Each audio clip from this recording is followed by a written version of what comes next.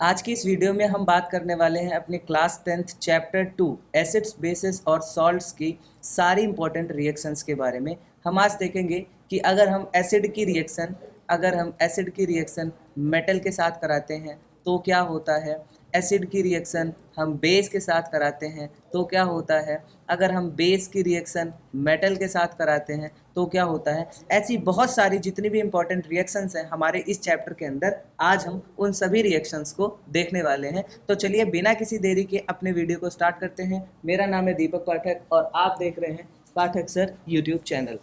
तो हमारी video start होते ही हमारी जो सबसे पहले रिएक्शन आती है वो ये आती है कि acid and bases with metals, मतलब एसिड की रिएक्शन और बेस की रिएक्शन जब हम मेटल के साथ कराते हैं तो क्या होता है। तो यहाँ पर मैंने पहले ही लिख रखा है क्या, कि अगर हम एसिड की रिएक्शन मेटल के साथ कराते हैं तो क्या बनता है, सॉल्ट बनता है और हाइड्रोजन गैस बनती है। यहाँ पर अगर मैं एक एग्जांपल लूँ, सबसे सिंपल एग्जांपल लेता हूँ। सबसे कॉमन एसिड हमने ले लिया HCl, सबसे कॉमन हमने मेटल ले लिया सोडियम, और जब मैंने इन दोनों की रिएक्शन कराई तो यहाँ पे क्या बना, Na और Cl, NaCl क्या बन गया, सॉल्ट बन गया, और यहाँ पे बन गई हाइड्रोजन गैस। और अगर मुझे यहाँ पे बैलेंस करना है तो मैंने यहाँ पे 2 लिख दिया, यहाँ पे 2 लिख दिया और यहाँ पे 2 लिख दिया। मतलब अगर हम एसिड की रिएक्शन मेटल के साथ कराते हैं तो क्या बनता है, सॉल्ट और हाइड्रोजन गैस। दूसरा यहाँ पर अगर मैं कोई बेस ले लूँ, मैंने कॉमन बेस लिया है NaOH और एक मेटल ले लिया है जिंक। तो जब बेस की रिएक्शन जिंक मेटल के साथ हुई तो क्या बना, सोडियम जिंकेट, NaZnO2, क्या, NaZnO2, NaZnO2 जिसे बोलते हैं सोडियम जिंकेट। और यहाँ पर भी क्या बनी, हाइड्रोजन गैस। मतलब सिंपल सी बात यह है, चाहे एसिड हो या बेस हो, अगर हम उसकी रिएक्शन किसके साथ कराते हैं, मेटल के साथ, तो क्या बनता है, सॉल्ट बनता है और क्या बनता है, हाइड्रोजन गैस बनती है। ठीक है, तो ये था पहला कि एसिड और बेस की रिएक्शन जब मेटल के साथ होती है तो क्या होता है। अगली रिएक्शन की अगर हम बात करें कि एसिड की रिएक्शन अगर हम कार्बोनेट या बाई कार्बोनेट से कराएं तो क्या होगा। क्या, एसिड की रिएक्शन अगर हम मेटल कार्बोनेट या मेटल बाई कार्बोनेट के साथ कराएं तो क्या होगा। बहुत ही सिंपल सा मैंने यहाँ पर एक एग्जांपल लिया मेटल कार्बोनेट का। जैसे मैंने यहाँ पर एक मेटल कार्बोनेट ले लिया Na2CO3, इसकी रिएक्शन मैंने एक एसिड के साथ करा दी HCl। ठीक है, यहाँ पर मेरा प्रोडक्ट क्या बनेगा, अभी यहाँ पे लिखा है क्या, सॉल्ट, तो यहाँ पे सॉल्ट बन जाएगा हमारा NaCl, और क्या बनेगा, वाटर, और एक गैस निकलेगी CO2। ये क्या है हमारा, सोडियम कार्बोनेट, जो कि है हमारा मेटल कार्बोनेट। ये हो गया हमारा क्या, मेटल कार्बोनेट, और ये है हमारा क्या, एसिड। ठीक है, मतलब मेटल कार्बोनेट की रिएक्शन जब एसिड के साथ हुई तो क्या बना, सॉल्ट बना, वाटर बना, और कार्बन डाइऑक्साइड गैस भी इवॉल्व हुई। यहाँ पर अगर मैं सोडियम हाइड्रोजन कार्बोनेट ले लूँ, मतलब मेटल बाई कार्बोनेट या मेटल हाइड्रोजन कार्बोनेट, तो ये क्या होगा, NaHCO3 प्लस, यहाँ पर फिर से मैंने एसिड की रिएक्शन कराई, फिर भी सेम प्रोडक्ट NaCl H2O और CO2 ही बनेगा।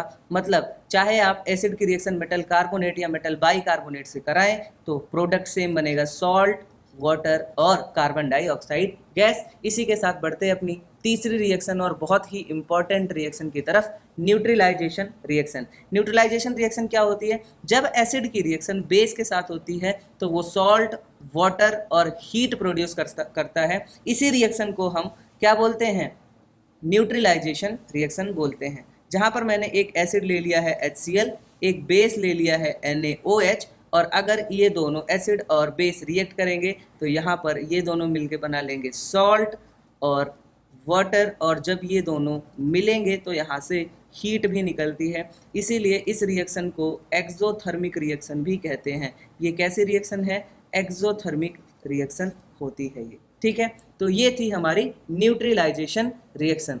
अब देखते हैं कि जब एसिड की रिएक्शन मेटल ऑक्साइड्स के साथ होती है तब क्या होता है।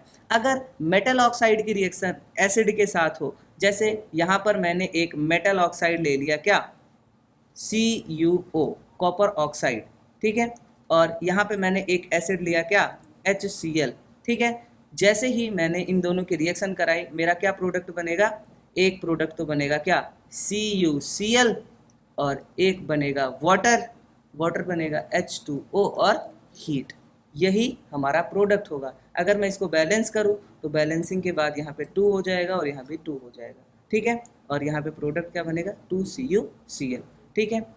और यहाँ पे लिखा भी है कि जो मेटल के ऑक्साइड्स होते हैं वो नेचर में कैसे होते हैं, बेसिक होते हैं। और जो नॉन मेटल के ऑक्साइड होते हैं, जो नॉन मेटल के ऑक्साइड्स होते हैं वो नेचर में कैसे होते हैं, एसिडिक होते हैं। तो इस बात का ध्यान रखिएगा कि मेटल के oxides are basic in nature और नॉन मेटल के oxides are acidic in nature. ये बहुत ही इंपॉर्टेंट पॉइंट है, ठीक है। आगे बढ़ते हैं तो आगे है कुछ इंपॉर्टेंट इंडस्ट्रियल रिएक्शंस, जैसे क्लोर अल्कली प्रोसेस। इसमें क्या होता है कि हम सॉल्ट लेते हैं और सॉल्ट की रिएक्शन वाटर में कराते हैं, मतलब सॉल्ट लिया और वाटर लिया, इनको एक्वस मीडियम में जब हम रिएक्शन कराते हैं तो हमारा बनता है बेस, क्लोरीन गैस और हाइड्रोजन गैस यहाँ से इवॉल्व होती है। यहाँ पर इलेक्ट्रिसिटी यूज होती है, इसीलिए यहाँ पर लिखा भी है electrolysis of Bryan NaCl aqueous ills sodium hydroxide जो कि बेस है, क्लोरीन गैस एंड हाइड्रोजन